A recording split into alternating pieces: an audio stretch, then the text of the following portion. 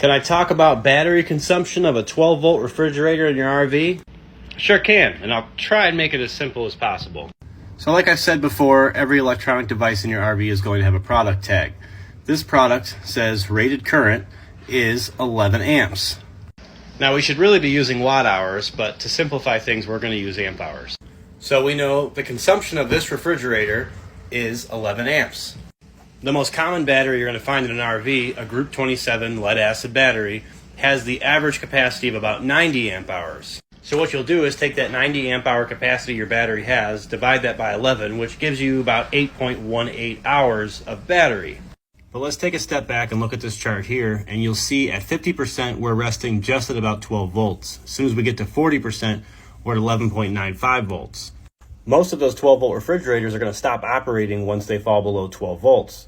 Using that calculation, you're technically only getting half of the battery's capacity running that refrigerator. Now that would be if the refrigerator was running at the full 11 amps the entire time, which it's not. That's only when the compressor is running. And the temperature outside and inside the coach and how often you're opening the door of the refrigerator is going to determine how often that compressor is running.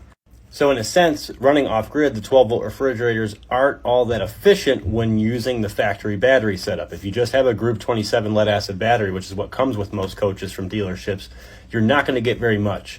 On the high side, maybe 6 to 8 hours, sometimes more, assuming that the refrigerator is turned down, you're not opening it very often, and it's not that warm outside. In other words, it's not cut and dry how to create that calculation on how long your refrigerator is going to run. There's a lot of variables. Now, if you are needing to go off-grid and have no connected power source like shore power to the coach, you're not going to be able to rely on that battery. That battery is for short-term use. If you have a solar setup, lithium battery setup, or a bigger battery bank adding multiple batteries in parallel, or again, have a solar setup or a generator to help charge those batteries, then yes, you can use that 12-volt refrigerator off-grid for much longer periods of time. Which is why if you are going to be off-grid for periods of time, I do recommend getting a consultation and getting the correct battery bank and solar setup or generator setup that you're going to need to go off of grid.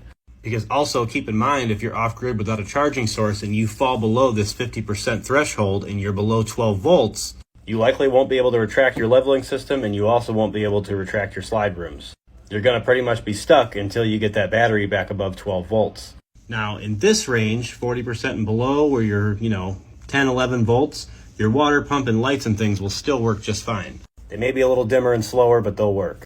I hope this video has convinced you to move on to the lithium world, at least a bigger battery bank, and possibly even solar or generator if you plan on going off-grid.